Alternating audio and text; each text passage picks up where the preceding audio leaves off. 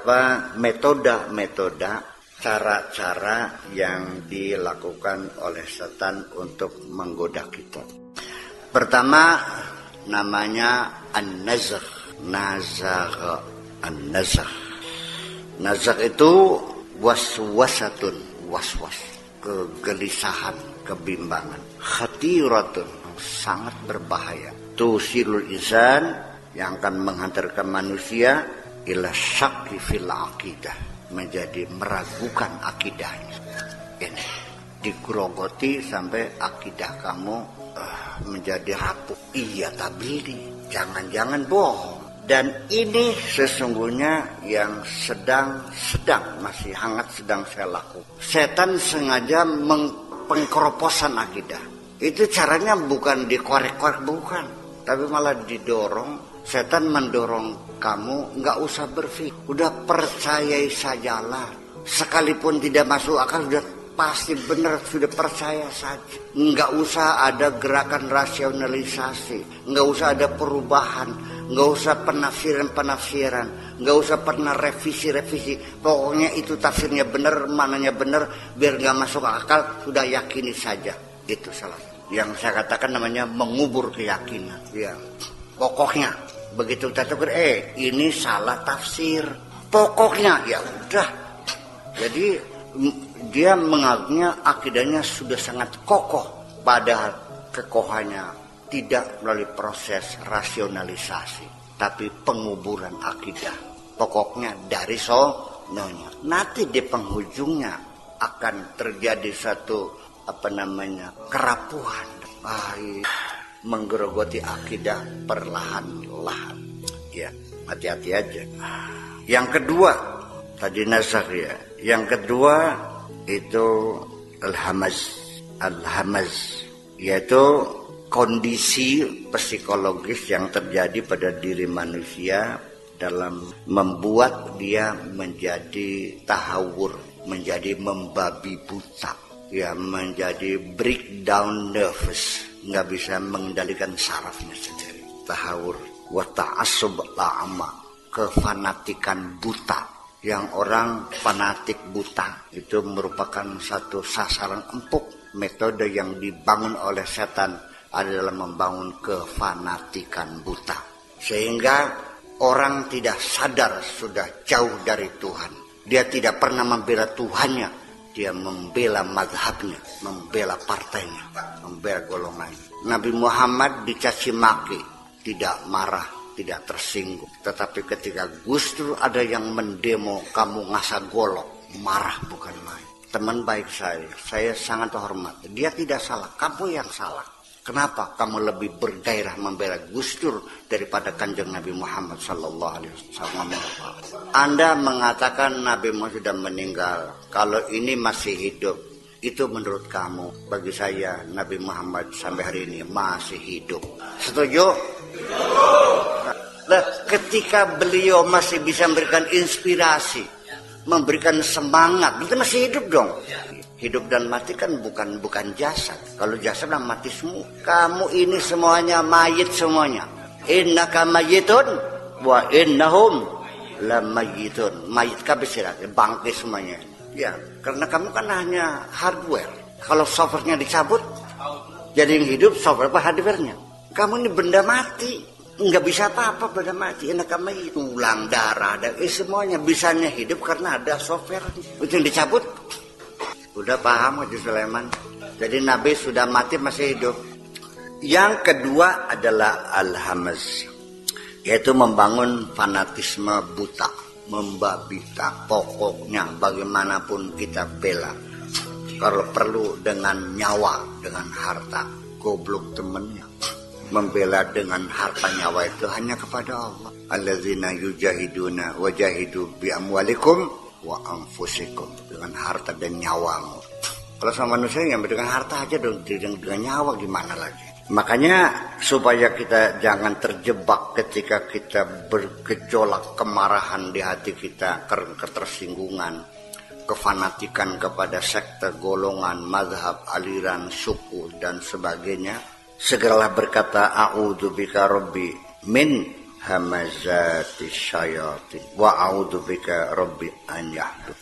Al-hamaz artinya membuat kita emosi, marah yang didasari oleh karena fanatisme buta. Ini paling empuk, kita nggak sadar telah menyimpang, kesetiaan kita ternyata terputus kepada Allah. Kemudian yang ketiga yaitu the present, kehadiran, keikutsertaan, bergabung bersama-sama kamu, al-hudur, ikut hadir, bergabung, membaur bersama kamu dalam lingkaran kamu, al-hudur, menyelinap, namanya al-hudur. Kehadirannya itu bersamaan dalam kesibukan-kesibukan kamu, musyarakatul insan, bersama-sama bergabung dalam mengambil keputusan-keputusan. Ketika Anda punya persoalan, setelah pertimbangan, setan sebagai datang memberikan advice kepada kamu, baiknya begini, baiknya begini. Saking kamunya nggak terasa. Jangan begitu, kesian, ini kan banyak jasanya. Coba dipola saja, kira-kira ada alibi supaya dia jangan kena hukum. Sebaiknya kasus ini jangan diungkap dulu, karena nanti menimbulkan geger, akan menimbulkan kegaduh. Ini tokoh besar, tolong, kata setannya tuh. Dan ini yang digoda bukan kamu, tapi orang-orang sebagai pengambil keputusan, para decision maker. Itu setannya khusus sebagai staf-staf ahli yang canggih memberikan pertimbangan. Itulah yang tadi hudur, makanya doanya wa a'udzu bika rabbi ay yahdur. Jangan sampai mereka hadir, jangan sampai mereka ikut serta dalam mengambil keputusan ini. Ya Allah, bantulah hambamu, jauhkan segala energi negatif dari diriku. Jangan sampai mereka hadir ikut mengambil keputusan ini. Gitu dong. Dan keempat, al-masu, yaitu kondisi yang tercipta pada diri manusia adanya kegelisahan, kegalauan, dan tidak ada ketetapan hati. Atau kama qala ta'ala yatakhabbatuhu asyaitanu minal massi, buat guncang jiwamu karena sentuh telep meriang kabeh kesetrum. Yaitu caranya, jadi yang keempat ini al-masu sama dengan sengatan, dengan cara disengat. Al-mas, sentuhan, menyentuh, sentuhan. Sebab sentuhan ini, kalau sentuhan positif, ya tentunya membuat energi yang positif dan mengarahkan kepada semangat kerja tinggi, etos kerja yang luar biasa. Tapi kalau masnya itu yang negatif, kita menjadi kacau pikiran kita, gelisah, gundah gulana, bimbang, nggak tahu apa yang dia lakukan. Tidak mungkin Al-Quran bisa menyentuh hati orang kecuali yang hatinya suci. La yamassuhu illal mutahharun.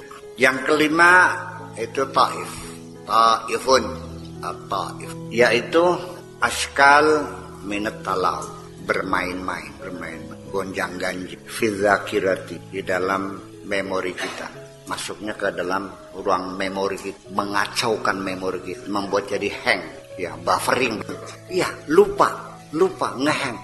Itu namanya taif.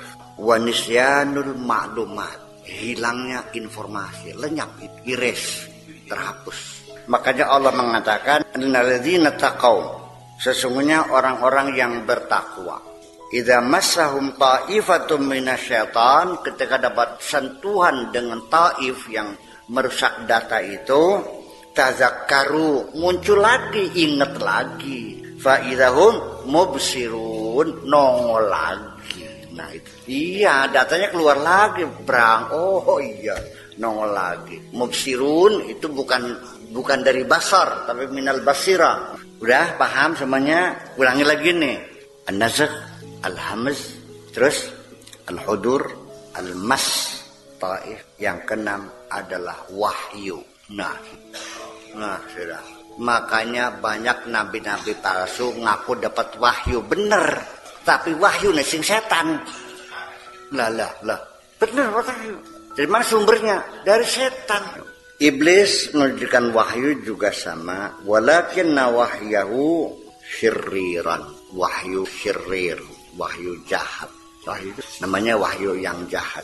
Allah memberikan wahyu, ya, tapi wahyunya Allah wahyu yang baik, wahyu yang positif. Allah iblis mah wahyu yang negatif. Allah mewahyukan kepada lebah, wa auha rabbuka ilan nahli. Terus anitakhidhi apa boleh buyu. Allah mewahyukan kepada lebah itu untuk membuat rumah di gunung-gunung. Wa auha rabbuka ila ummi Musa anil qihfil yam. Allah juga memberikan wahyu kepada ibunya Musa. Isinya ya dibuang ke sungai saja. Sekarang saya mau nanya, andaikan ibunya Nabi Musa hadir di sini, lalu saya tanya, inisiatif siapa untuk membuang Musa di sungai? Saya duga dia akan mengatakan, itu inisiatif saya. Ya, itu jawaban manusiawi. Inisiatif siapa kamu ngaji di cadang pinggan? Jawabannya, ya keinginan saya sendiri. Karena kamu tidak pernah merasakan. Karena muka kamu terlalu tebal. Karena mukamu terlalu sentuhan halus itu tidak kamu rasakan. Nanti suatu ketika kamu bisa merasa desirnya wahyu di dalam lubuk hati kamu rasakan.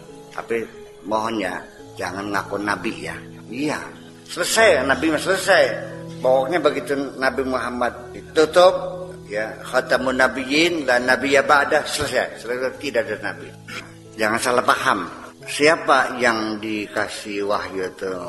Au kama qala ta'ala fi kitabil aziz wa anna syayatina la yuhuna ila awliyaihim zukhrufal qaul. Dan setan-setan itu mewahyukan kepada kekasih-kekasih, kepada konco-konco auliya'ahum, pendukung-pendukung wahyu, zukhrufal qauli, dengan kalimat-kalimat yang indah. Iya, makanya ya terus kirim wahyu, ya hotline terus. Makanya kalau sudah jadi ngomongnya pinter, mencari alibinya luar biasa, ya kalau perlu mobil ditabrakkan kalian tidak masalah. Pamli pabrik. Gak perlu ya pengaku impus kalian. Semua dilebih. Kamu pernah dapat wahyu nggak dari setan? Pernah. Kamu akan bisa merasakan ketika kamu sendiri hutan, gelap gulita, jangan ada orang. Ketika bulu roma kamu sedang perandang-perinting, kamu akan merasakan sekali sentuhan-sentuhan ini. Makanya perlu kholwat belajar benar supaya kamu bisa memantau lebih dekat. Jadi apa yang dapat kamu simpul? Berarti ke depan kamu harus lebih hati. Ternyata setan masuk dari semua lubang, kuping, sing mata, sing kubul, sing dubur, sing belum aja sing bun-bunan, sing gigir, sing weteng, sing budel. Begini, kita mengusir setan itu dengan susah payah, bertahun-tahun, kholwat di hutan berkali-kali. Setiap malam gak pernah tidur, terus beristighfar, hailalah, hamdalah, tasbih. Setelah keluar tidak jauh, masih ngelinter nih kono wong iki, satuan iki linter. Kapan pintu hatimu terbuka untuk setan masuk lagi? Terbuka lebar, yaitu pada momen Anda sedang marah.